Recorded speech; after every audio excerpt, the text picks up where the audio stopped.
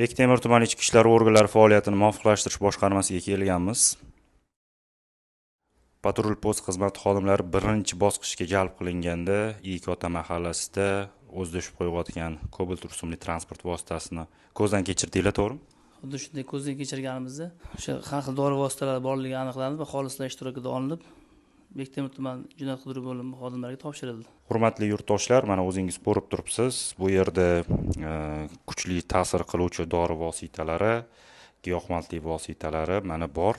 Ko'rsangiz bo'ladi. Bu giyohvandlik vositalari, kuchli ta'sir qiluvchi dorilar o'rnatilgan tartibda Toshkent shahar Ichki ishlar bosh boshqarmasi ekspert kriminalistika markaziga taqdim etiladi va ekspertiza xulosasiga ko'ra qonuniy qaror qabul qilinishi ta'minlanadi. Patrul post xizmati xodimiga katta minnatdorchilik bildiramiz. Sababi mana shunday xodimlarimiz sabab mana ko'cha-ko'yda kuchli ta'sir qiluvchi dori vositalari, giyohvandlik vositalarini tarqalishi oldi olinmoqda.